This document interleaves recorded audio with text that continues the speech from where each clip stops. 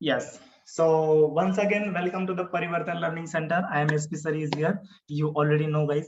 तर या ठिकाणी बघा, तर आपण इथपर्यंतचा पार्ट बघितला होता. आपण बघतोय one short lecture of the KTG and radiations for the MSTCG. Okay. तर या ठिकाणी बघा, आपण इमिसिव्ह पॉवर बघत होतो. इमिसिव्ह पॉवरलाच आपण म्हणतो रेडियंट पॉवर. काय असतं emissive power? It is the radiant energy emitted per unit area per unit time असतं. म्हणजे फॉर्म्युलावरून तुम्ही डेफिनेशन तयार करू शकता, बट डेफिनेशन तुम्हाला एक्झाम मध्ये विचारली जाणार नाही. फक्त कधी कधी विचारलं जाऊ शकतं the radiant energy emitted per unit area per unit time is called as option 3 emissive power, absorptive power वगैरे वगैरे ऑल द थिंग्स. ओके, लक्षामध्ये. त्याच्यानंतर आर काय असतो, इमिसिव्ह पॉवर असतो, क्यू काय असतो, ए काय असतो, टी काय असतो, सर्वांना माहित आहे. एसआय युनिट बघितलं, त्याच्यानंतर डायमेन्शन बघितलं. पण डायमेन्शन कसं फाइंड आउट केलं या ठिकाणी मी तुम्हाला सांगतोय. ओके, आता काय करतो, हे मागच्या लेक्चर मध्ये मी जे इथे लिहिलं ना त्याला मी रफ करतो. ओके, आणि याचं जे डायमेन्शन आहे ना व्यवस्थित तुम्हाला या ठिकाणी फाइंड आउट करून देतो, म्हणजे तुमच्या लक्षात येईल. आता बघा, युनिट मेन आपलं काय आहे? मेन आपलं युनिट आहे joule per metre square second. आता हे जूल म्हणजे काय असतं? फोर्स इंटू डिस्प्लेसमेंट असतं. बघा, जूल म्हणजे काय असतं? फोर्स इंटू डिस्प्लेसमेंट असतं. तर फोर्सचं युनिट काय आहे? फोर्स युनिट आहे KG into metre square second आहे. नाही sorry, KG into metre per second square आहे, कारण की मास इंटू ऍक्सेलरेशन असतं. आणि डिस्टन्स काय येणार आहे या ठिकाणी? डिस्टन्स येणार आहे मीटर येणार आहे. आणि आपण हे काय असतं? मीटर स्क्वेअर इंटू हे असतं सेकंड. तर या ठिकाणी बघा काय काय कॅन्सल होतं. तर हे मीटर इंटू मीटर स्क्वेअर होतं. तर या ठिकाणी काय होईल मग? मीटर मीटर कॅन्सल होईल का? खाली काय आलेलं आहे? मीटर स्क्वेअर सेकंद आलेलं आहे. ओके, एक मिनिट.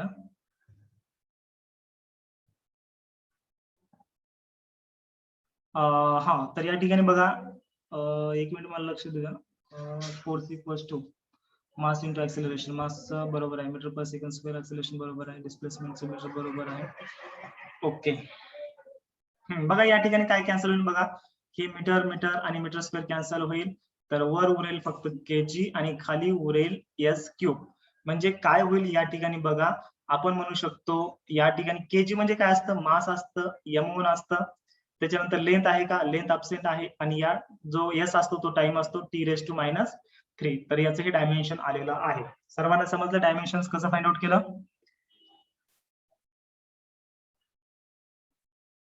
ओके, त्याच्यानंतर आता आपण पुढचा पार्ट बघणार आहोत. हा यास समजलं तर लगेच रिप्लाय देत चला आणि बोलत चला यार.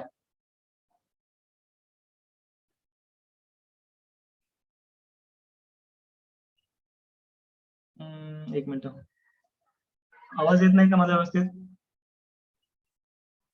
येतोय सर. हा, मग बोलत चला ना. असं तुम्ही शांत का बसले? झोपी चालले सकाळी सकाळी? बघा लक्ष द्या. नाही सर. हा, तेच म्हणलं, झोपी जाऊ नका. झोपायचं असेल तर मला सांगा. बघा, एक लक्ष द्या.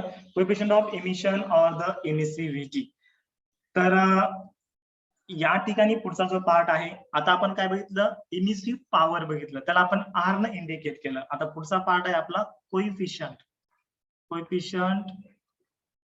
Of emission, coefficient of emission और एमिसिव्हिटी. ओके, आता काय असतं? हा एक रेशिओ असतं. जसं कोएफिशिएंट ऑफ ऍब्सॉर्प्शन असतं तसंच या ठिकाणी काय असतं? कोएफिशिएंट ऑफ एमिशन असतं. ओके, एमिसिव्ह पॉवरचा असतो. जर समजा एखादा ऑब्जेक्ट असेल या ठिकाणी आपण घेतलेला आहे आणि त्याची आपल्याला एमिसिव्ह पॉवर चेक करायचे, म्हणजे आपल्याला काय चेक करायचं या ठिकाणी? ऐश्वर्या, काय चेक करायचं आपल्याला या ठिकाणी? एमिसिव्ह पॉवर चेक करायचे म्हणजे कॅपिटल आर चेक करायचं आहे. आणि कुणासोबत चेक करायचं आहे? समजा या ठिकाणी आपण इथंच एक ब्लॅक बॉडी घेतलेली आहे. राम, लक्ष दे. या ठिकाणी आपण ब्लॅक बॉडी घेतलेली आहे. ब्लॅक बॉडी सोबत, या ब्लॅक बॉडी सोबत आपल्याला या आपल्या ऑब्जेक्टची इमिसिव्ह पॉवर म्हणजे इमिट करण्याची क्षमता किती आहे हे जर आपल्याला चेक करायचं असेल तर आपल्याला कंपॅरिझन करावं लागेल. समजा आपण आर अपॉन, या ठिकाणी एक मिनिट लक्ष द्या, आर अपॉन समजा आरबी जर आपण घेतलं तर या रेशिओला म्हणायचं coefficient of emission or the emissivity. चला लवकर सांगा, याचं एसआय युनिट काय येईल? यस, काय येईल याचं एसआय युनिट? लवकर, थोडं fast. Unitless. Yes Parth, very good. Unitless येईल, कारण की आर चं युनिट आणि आरबीचं युनिट एकच असल्यामुळे या ठिकाणी कॅन्सल होईल. So coefficient of emission or the emissivity, it is the unitless, means the no unit and no dimensions. लक्षामध्ये? Okay. It has no means it has no unit and no dimension. जर या ठिकाणी बघा, आपण जो object comparison मध्ये घेतलेला आहे, एक मिनिट हायलाइटर तुम्हाला दिसत नाही गोष्ट, आता दिसतो गोल बघा. आपण ही ऑब्जेक्ट घेतलेला आहे. आपला ऑब्जेक्ट कोणता आहे? आपल्या घरचा आहे. बघा, आपण हा ऑब्जेक्ट टेस्टसाठी घेतलेला आहे. या ऑब्जेक्टची आपण एमिसिव्हिटी किंवा एमिसिव्ह पॉवर आपण या ब्लॅक बॉडीच्या एमिसिव्ह पॉवर सोबत कंपॅरिझन करणार आहोत. जर समजा या बॉडीची आपल्या आणि या ब्लॅक बॉडीची एमिसिव्ह पॉवर म्हणजे एमिट करण्याची क्षमता जर सेम असेल, तर या ठिकाणी आपण असं म्हणू शकतो का एमिसिव्हिटी इक्वल्स टू 1. जर एमिसिव्हिटी 1 असेल तर अशा ऑब्जेक्टला आपण काय म्हणतो? परफेक्ट परफेक्ट ब्लॅक बॉडी म्हणतो. अशा ऑब्जेक्टला काय म्हणतो आपण? Perfect black body. कारण की दोन्ही ऑब्जेक्टची एमिट करण्याची पॉवर सेम असल्यामुळे काय येईल? तो पण ऑब्जेक्ट, आपण जो आपल्या घरचा ऑब्जेक्ट घेतलेला आहे तो पण काय येईल या ठिकाणी? ब्लॅक बॉडी येईल, जो की आपल्याला पहिल्यांदा माहित नव्हता. आलं लक्षामध्ये? ओके. आणि त्याच्यानंतर या ठिकाणी बघा, जर समजा एमिसिव्हिटी या ठिकाणी जर 0 असेल तर अशा ऑब्जेक्टला काय म्हणायचं? परफेक्ट रिफ्लेक्टर म्हणायचं.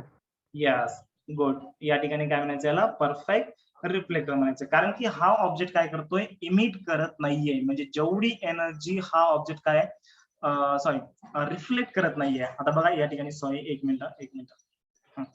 E इक्वल्स टू 0 म्हणजे काय? Perfect reflector. म्हणजे हा ऑब्जेक्ट काय करतोय? जी एनर्जी आहे ती ट्रान्समिट करत नाही, इमिट करत नाही. तो काय करतोय? रिफ्लेक्ट करतोय. म्हणजे जेवढी एनर्जी इन्सिडेंट झाली तो काय करतोय? रिफ्लेक्ट करतोय. आलं लक्षामध्ये? ओके.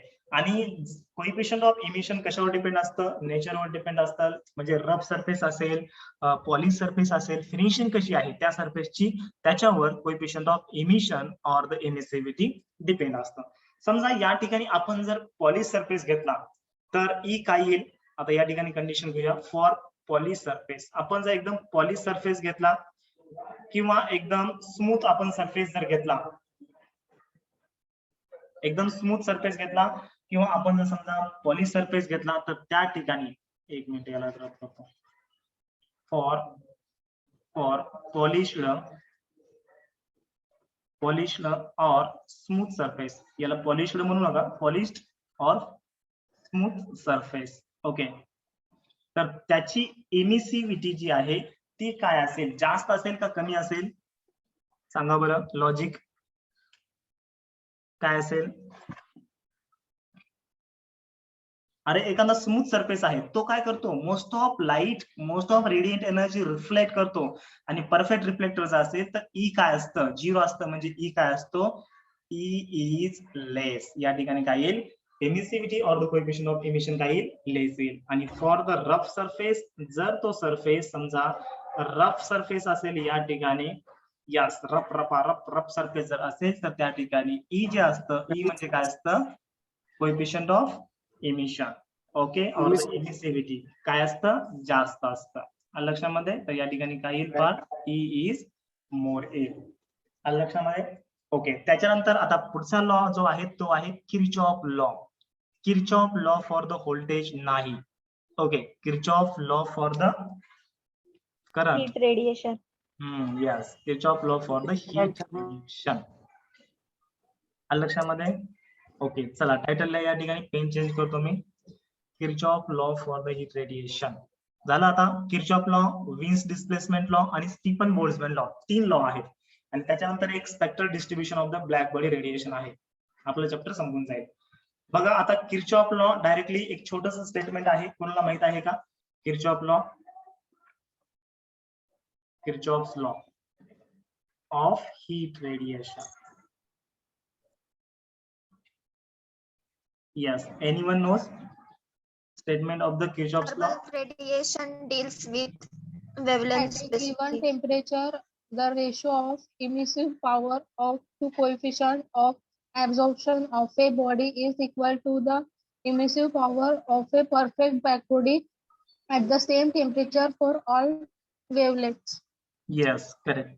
बघा याचा अर्थ काय होतो? म्हणजे हे परफेक्ट स्टेटमेंट सांगितलेलं आहे. आता या ठिकाणी पुस्तकात तुम्हाला 2 स्टेटमेंट दिले, पण जे पहिलं स्टेटमेंट आहे त्याचा मिनिंग सेमच आहे, बट ते तुम्ही लक्षात ठेवू नका. कोणतं स्टेटमेंट लक्षात ठेवा?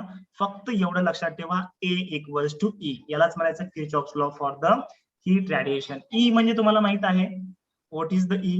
E for elephant. Very good.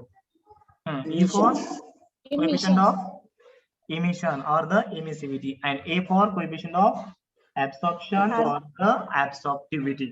म्हणजे समजा जर समजा थर्मल इक्विलिब्रियम असेल, ऍट द थर्मल इक्विलिब्रियम, जर समजा ऍट टेम्परेचर सेम असेल ऍट थर्मल इक्विलिब्रियम, तर किर्चॉफने बाबांनी स्टडी काय केला बघा.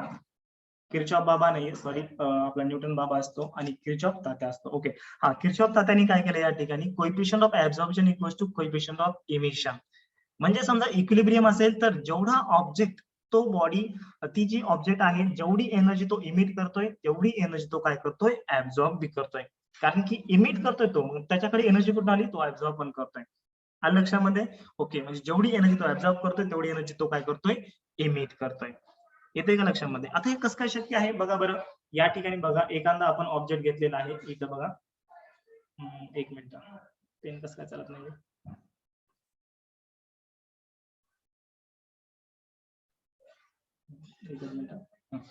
एखादा समजा आपण इथे या ठिकाणी ऑब्जेक्ट घेतलाय, भला मोठा घेऊ का? ओके, हा, भला मोठा म्हणजे खूप मोठा. जसं तिकडे नाशिक कडले कन्फ्युज होऊन जायचे, भला मोठा मीन्स व्हॉट यार, ये क्या होता है सर, क्या बोल रहे, कुछ भी बोल रहे. बघा या ठिकाणी लक्ष द्या. तर इथं समजा आता ही पूर्ण आपली काय आहे, बॉडी आहे. तर जो एनर्जीचा सोर्स आहे तो इथं आहे. इथून एनर्जी पूर्णपणे काय होते, एमिट होते. तर इथून एनर्जी इकडे आली, तर हे जे इथले पार्टिकल्स आहेत हे काय करतात, इथून एनर्जी ऍब्सॉर्ब तर करतात, आणि जेवढी एनर्जी ते ऍब्सॉर्ब करतील तेवढी एनर्जी काय करतील, ते बाहेर इमिट करतील. आता या ठिकाणी पण पार्टिकल असतो, तो इथून एनर्जी ऍब्सॉर्ब करतो, आणि जेवढी एनर्जी ऍब्सॉर्ब करतो तेवढी एनर्जी तो काय करतो, इमिट पण करतो. म्हणजे rate of absorption equals to rate of emission at the constant temperature किंवा ऍट द इक्विलिब्रियम कंडिशन. तर ए ला आपण काय लिहू शकतो, ए म्हणजे amount of energy incident upon amount of energy या ठिकाणी ऍब्सॉर्ब, आणि ई म्हणजे काय असतं, आर अपॉन या ठिकाणी काय असतं, आरबी असतं. आपण फॉर्म्युला तुम्ही ऍडव्हान्स मध्ये लक्षात ठेवू शकता. ओके, हा, एक मिनिट, या ठिकाणी थोडा आवाज येत आहे बाहेरचा. आय थिंक तेवढा येत नसेल, बट ठीक आहे, येत असेल. ओके, एक तुला 2 मिनिटांनी फोन करतो मी. लेक्चर चालू आहे, लेक्चर चालू आहे. हा, 2 मिनिटांनी फोन करतो. हा, चालेल. ओके, आलं लक्षामध्ये सर्वांच्या? चला, त्याच्यानंतर पुढचा आपला पार्ट आहे तो आहे spectral distribution of the black body radiation. त्याच्यानंतर विन्स डिस्प्लेसमेंट लॉ, आणि उसके बाद लास्ट जो आता है वो आता है स्टीफन बोल्ट्जमैन लॉ आता है. खूप इझी वाले कन्सेप्ट आहेत बघा. या ठिकाणी थोडं आता लक्ष द्या, झोपू नका. ओके, सकाळ झालेली आहे, नाश्ता वगैरे आय थिंक सर्वांनी केला असेल. 8 वाजले आता. हा, मी तर मग फुल जेवण केलंय. हो, 9 वाजलेत बघा. बघता बघता 8 ला आपण स्टार्ट केलं आणि 9 वाजलेत. जेवण केलं का रे बाकीच्या सर्वांनी? नाश्ता? ओके ओके, असं हा, नाश्ता काही ना काही करत चला. आणि लेक्चर चालू असताना काही असं मध्ये खात नका जाऊ. काही मुलं चालू असतात आणि ते मग खात खात बोलत असतात, ते लगेच करता येत नाही, चोरी पकडली जाते इथं. ओके, हा, चला बघा आता spectral distribution of the black body radiation काय असतं.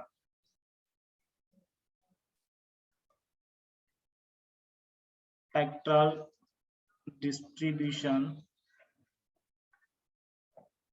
Of black body radiation. Black body radiation सर्वांना आठवत असेल ती डायग्राम. ओके, तर याला कोणी स्टडी केलं? यस, लुमेर अँड प्रिन्शम नावाचे 2 सायंटिस्ट होते. त्या 2 सायंटिस्टनी, दोघं भाऊ नव्हते, असंच काही ना काही कलिग्स असतील, मित्र असतील, तर त्यांनी याला स्टडी केलं. तर त्याला असं आढळून आलं, समजा एखादा ऑब्जेक्ट असेल तर तो ऑब्जेक्ट रेडियंट एनर्जी तो इमिट करतोय. ओके, तर ती रेडियंट एनर्जी इमिट जो करतोय म्हणजे आर. ओके, आर म्हणजे काय असतो? यस, आता शिकलं, एमिसिव्ह पॉवर किंवा रेडियंट पॉवर, किंवा इमिट करण्याची शक्ती म्हणा मराठी भाषेमध्ये. उसकी इमिट करने की पावर कितनी होती है सर, उसको हम क्या बोलते हैं, रेडियंट पावर बोलते हैं या फिर यस, क्या बोलते हैं, एमिसिव पावर बोलते हैं, उसको हम इंडिकेट करते हैं आर से. तर पेंशम आणि लुमे या दोन सायंटिस्टला असं लक्षात आलं, जी रेडिएट करण्याची पॉवर आहे, अरे यार कोणता पण ऑब्जेक्ट घ्या, या ऑब्जेक्टची रेडिएट करण्याची जी पॉवर असते ती वेव्हलेंथ वर पण डिपेंड असते. मग या ठिकाणी आर येतं आणि या ठिकाणी येतं वेव्हलेंथ इन द नॅनोमीटर. लक्षामध्ये या ठिकाणी तुम्ही वेव्हलेंथ इन नॅनोमीटर. आता ही जी इमिट करण्याची पॉवर आहे ती फक्त वेव्हलेंथ वर पण डिपेंड असते, टेम्परेचर वर पण डिपेंड असते. लक्षामध्ये. ओके, या ठिकाणी थोडासा कर्व आहे, थोडा या ठिकाणी असा आहे. आता हा कर्व सर्वांना माहित असेल. ओके, तो कुठे शिफ्ट होतोय, थोडा थोडा काय होतोय, तो लेफ्ट कडे असा इकडे शिफ्ट होतोय. आता इकडे राईटला शिफ्ट झाला आपला, बट या ठिकाणी तो कुठे शिफ्ट होतोय, थोडा या ठिकाणी असा लेफ्ट कडे काय होतोय, तो असा इकडे शिफ्ट होतोय. आणि आता हे समजा 3000 डिग्री सेल्सिअस असेल, सॉरी 3000 केल्विन असेल, त्याच्यानंतर हे 4000 असेल. ओके, ह्या रिडिंग सर्वांना माहित आहे. आता हे काही तुम्हाला एक्झाम मध्ये विचारलं जाणार नाही, बट याच्यावर समजा कन्सेप्ट विचारला जाण्याची शक्यता आहे. हे समजा 5000 केल्विन असेल आणि हे 5500 केल्विन असेल. ओके, तर आता हा जो रिजन आहे, हाच रिजन सर्वांना माहित आहे. एकदा मी पेन चेंज करतो, 1 मिनिट. अरे यार, आपलं हे कुठे गेलं, 1 मिनिट. आले आले, पेन चेंज करतो. ड्रॉ रेड वाला झाला, ग्रीन वाला. ओके, तर या ठिकाणी बघा आपलं हे राहिले या ठिकाणी 5500 केल्विन. ओके, तर मी तुम्हाला काय सांगितलं, या ठिकाणी हा जो रिजन असतो, या रिजनला म्हणायचं विजिबल रिजन. या रिजनला विजिबल का म्हणायचं, कारण की या ठिकाणी 400 नॅनोमीटर, जवळपास 750 नॅनोमीटर ही जी वेव्हलेंथ असते ती विजिबल असते. या ठिकाणी येईल मग 1000 आणि शेवटी येतं 3000 नॅनोमीटर येतं. ओके, हे असं लक्षात असू द्या, काही ना काही असतं असं. तर या ठिकाणी बघा काय होतंय, मेन म्हणजे हा विजिबल लाईट आहे आणि याला आपण म्हणतो लॅम्बडा मॅक्स. याला काय म्हणायचं, हा जो पीक पॉइंट असतो तो लॅम्बडा मॅक्स असतो. लक्षामध्ये. आता मला सांगा बरं, यालाच लॅम्बडा मॅक्स का म्हणायचं. लॅम्बडा मॅक्स म्हणजे मॅक्झिमम वेव्हलेंथ आहे का. यस, पुन्हा सांगता येईल. What is the lambda max. Lambda max maximum wavelength आहे का, सांगा लवकर चला. मॅक्झिमम रेडियंट पॉवर आहे सर ती. यस, ज्या वेव्हलेंथला एखादं ऑब्जेक्ट मॅक्झिमम एनर्जी इमिट करत असेल तर त्या वेव्हलेंथला म्हणायचं मॅक्झिमम वेव्हलेंथ. बघा इकडं लक्ष द्या, हर्षवर्धन, सॉरी राजवर्धन, त्याच्यानंतर सिद्धी, लक्ष द्या इकडं, सचिन, हा दुसरीकडे बघू नका, इकडे इकडे मोबाईल मध्ये बघा. हा बघा, या ठिकाणी मला सांगा, या ठिकाणी 400 आहे, व्यवस्थित काढू का, या ठिकाणी याला रब करतो मी, हो का, याला सगळं रब करतो खालच्याला आणि मी वेव्हलेंथ लिहितो व्यवस्थित मध्ये. या ठिकाणी वेव्हलेंथ नॅनोमीटर मध्ये आहे, ही असते 0, ही असते 400. आता तुमच्या पुस्तकामध्ये रिडिंग वेगळ्या दिले असतील, बट या ठिकाणी तुम्हाला समजण्यासाठी मी 400 ते 750 विजिबल रेंज काढलेली आहे. त्याच्यानंतर या ठिकाणी घेऊया 1000 आणि इकडे असते 3000 नॅनोमीटर. आता मला सांगा रे, नॅनोमीटर सर्वात या ठिकाणी 0 to 3000 म्हणजे मॅक्झिमम वेव्हलेंथ तर 3000 नॅनोमीटर आहे, बट आपण या ठिकाणी घेतोय का, या ठिकाणी आपण मॅक्झिमम वेव्हलेंथ घेतोय का, नाही. आपण या ठिकाणी घेतोय, या पिक पॉइंटला आपण मॅक्झिमम वेव्हलेंथ म्हणतोय. म्हणजे ज्या ठिकाणी रेडियंट एनर्जी, ज्या वेव्हलेंथला रेडियंट पॉवर किंवा रेडियंट एनर्जी मॅक्झिमम असते, अशाला काय म्हणतो आपण, मॅक्झिमम वेव्हलेंथ म्हणत असतो. आणि जेव्हा जेव्हा हा कर्व आपण जसं टेम्परेचर या ठिकाणी इन्क्रीज करूया, बघा 1 मिनिट, थोडा बाहेरचे आवाज वगैरे तुम्हाला येऊ शकतात, कारण की थोडी जरा या ठिकाणी वर्दळ आलेली आहे, थोडा ट्रॅफिक जाम झालेला आहे.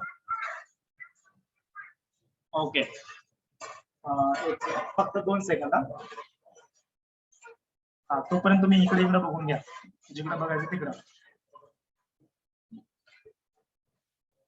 ओके, हो गया, इधर देखो क्या उधर देखो. सर मैंने इधर भी नहीं देखा, मैंने उधर भी नहीं देखा, मैंने सीधा ऊपर देखा. ओके, तो मुझे यहाँ पर कुछ नहीं नजर आया. विठ्ठल, आता आला का लेक्चर सोडायला. बघा हो लक्ष द्या, सर, पहिल्या लेक्चर पासून आहो. आज दिसला नाही मला की तू. बरं ठीक आहे, लक्ष द्या. आता या सुरुवातीपासून ठिकाणी आहो. काय होतंय, सुरुवातीपासून आहेस. सचिन शपथ, हो सर, सचिनची शपथ. सचिनची शपथ, सचिनच्या डीपी शपथ. खोपडी खोपडी सर खोट, बोला बोला. खोट बोलायला ते. हो ना, तेच म्हणलं. तुला मारेन बरं सध्या ते एका दिवशी. त्याच्यावर टोटल हा बघा लक्ष द्या इकडं. काय काय शिकवलं? हा या ठिकाणी काय होतं बघा, जी रेडियंट एनर्जी असते ती वेव्हलेंथवर डिपेंड असते. आता काही कन्क्लुजन्स आहेत, काही कन्क्लुजन म्हणजे असं की याच्यामध्ये रॉकेट सायन्स नाहीये. जर समजा तुम्ही टेम्परेचर वाढवलं, बघा 3000 आहे, 4000 आहे, 5000 आहे, 5500 आहे, म्हणजे जेव्हा तुम्ही टेम्परेचर वाढवतोय तेव्हा जो लॅम्बडा मॅक्स आहे, म्हणजे ज्या वेव्हलेंथला रेडियंट पॉवर मॅक्सिमम आहे तो लेफ्टला शिफ्ट होतोय. हा एक पॉइंट आहे. त्याच्यानंतर जेव्हा तुम्ही रेडियंट पॉवर वाढवताय किंवा जेव्हा तुम्ही टेम्परेचर वाढवताय तेव्हा रेडियंट पॉवर वाढते. बघा लक्ष द्या इकडं, 3000 ला रेडियंट पॉवर मॅक्सिमम किती होती, इथं होती या ठिकाणी. 4000 ला वाढलेली आहे, बघा वाय ऍक्सिस वर वाढली आहे. 5000 ला वाय ऍक्सिस वर वाढली आहे आणि या ठिकाणी 5500 ला वाय ऍक्सिस वर या ठिकाणी रेडियंट पॉवर वाढलेली आहे. म्हणजे जेव्हा तुम्ही टेम्परेचर वाढवता तेव्हा या ठिकाणी रेडियंट पॉवर वाढते, म्हणजे इमिट करण्याची त्या बॉडीची कॅपॅसिटी वाढते. लक्षामध्ये सर्वांच्या? ओके, तर हे 2-3 पॉईंट होते. आणि जेव्हा तुम्ही या ठिकाणी काय करता, टेम्परेचर वाढवता, तेव्हा जो लॅम्बडा मॅक्स आहे तो लेफ्टला शिफ्ट होतो. ओके, हे 2-3 पॉईंट होते, सर्वांच्या लक्षात आलेच असतील. त्याच्यानंतर आहे विन्स डिस्प्लेसमेंट लॉ. आता या ठिकाणी विन्सनी काय केलं बघा, विन्स नावाचा एक सायंटिस्ट होता, विन्स डिस्प्लेसमेंट लॉ.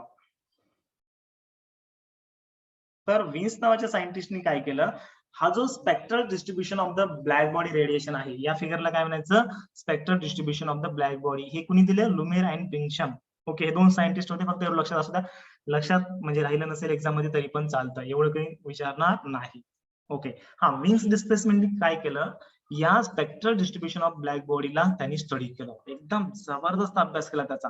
आणि त्याला एक गोष्ट लक्षात आली की बाबा यार, या ठिकाणी ये जो लैम्ब्डा मैक्स होता है ना, ये भैया इनवर्सली प्रोपोर्शनल टू टेम्परेचर होता है। ये बात मतलब उसको समझ में आ गई। मतलब जब हम टेम्परेचर बढ़ाते हैं तो लैम्ब्डा मैक्स की वैल्यू कम हो रही है। देखो 3000 को कितनी थी, यहाँ पर थी 750 थी। अगर हम 4000 करते हैं तो यहाँ पर 500 होता है। अगर हम 5000 करते हैं तो नीचे 450 होता है। एंड अगर हम 5500 डिग्री सेल्सियस टेम्परेचर करते हैं, सॉरी डिग्री केल्विन टेम्परेचर करते हैं, तब ये जो लैम्ब्डा मैक्स होता है ना भैया 400 होता है। मतलब ये लेफ्ट को शिफ्ट हो रहा है। इसका मीनिंग क्या हो रहा है भैया, इसका मीनिंग क्या हो रहा है, आपकी जो लैम्ब्डा मैक्स है ये डिक्रीज हो रही है। बात आपको समझ में आ रही है? यस, उसने यही स्टडी किया, बस ज्यादा उसने डोका नहीं लड़ाया है उसमें।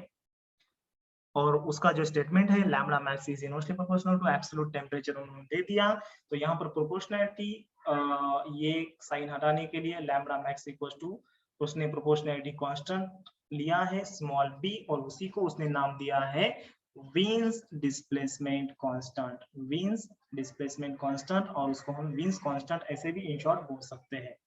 चलो ठीक है, विन्स कांस्टेंट। ओके, एक बार मैं कमेंट लेता हूँ।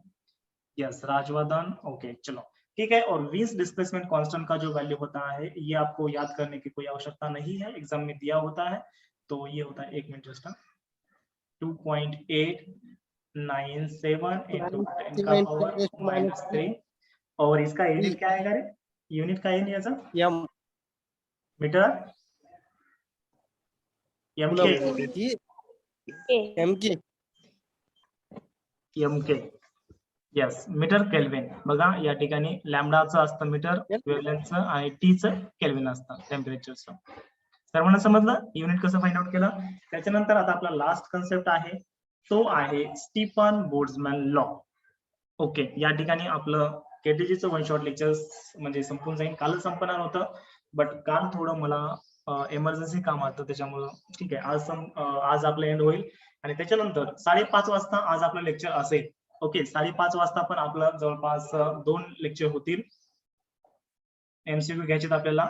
आणि त्याच्यानंतर फर्स्ट जी आपली टेस्ट झालेली आहे त्याचे आपले एमसीक्यू घ्यायचे। Okay, Stefan Boltzmann law, Stefan Boltzmann law काय सांगतो या ठिकाणी, radiant power of the any body is directly proportional to the 4th power of its absolute temperature. Yes, good, very good. त्याच्यानंतर R equals to sigma into, sigma काय असतो, proportionality constant असतो, त्यालाच आपण काय म्हणतो, स्टीफन बोल्ट्झमॅन कॉन्स्टंट म्हणतो, आणि त्याची व्हॅल्यू असते 5.67 इंटू 10⁻⁸. यस, याची युनिट काय येईल मग, joule per metre square second yes Coulomb.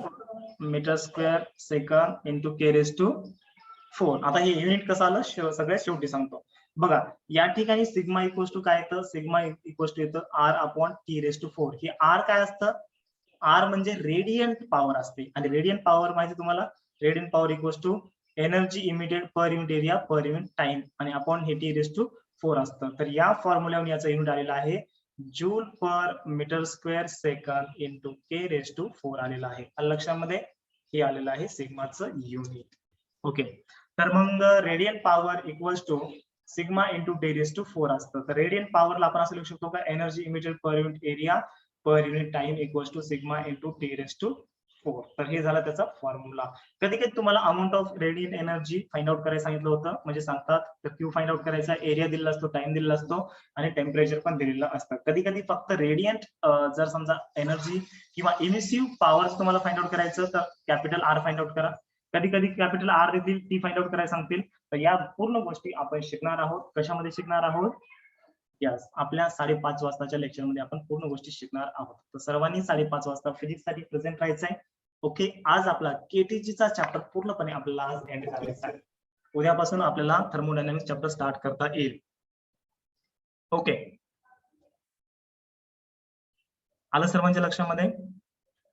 Okay, त्याच्यानंतर याचं डायमेन्शन समजा फाइंड आउट करायचं असेल तर याचं डायमेन्शन सर्वांनी लिहून घ्या आणि याचं डायमेन्शन तुम्हाला मी होमवर्क साठी देतो आहोत. होमवर्क साठी याचं डायमेन्शन तुम्ही चेक करा कसं फाइंड आउट करायचं. ओके, आता मी या ठिकाणी डायरेक्ट लिहित आहे L0 या ठिकाणी येईल M1, या ठिकाणी येतं T रेस टू -3 आणि या ठिकाणी येतं K रेस टू -4. बघा युनिट तुमच्याकडे आहे.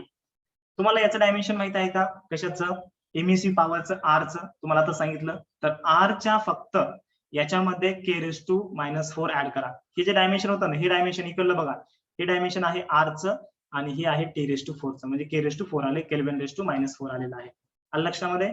ओके, एवढं काही याच्यामध्ये रॉकेट सायन्स नाहीये, याला फाइंड आउट करा तुम्ही घरी गेल्यानंतर. ओके, चला ठीक आहे. तर या ठिकाणी आपण थांबूया. आता मी रेकॉर्डिंगला या ठिकाणी स्टॉप करतोय आणि तुमच्यासोबत मला थोडं डिस्कशन करायचंय. ओके, काय चालू आहे काही नाही वगैरे, जेवण झाले का, सगळ्या गोष्टी A to Z. ओके, एकदा रेकॉर्डिंगला मला स्टॉप करू द्या. Stop recording.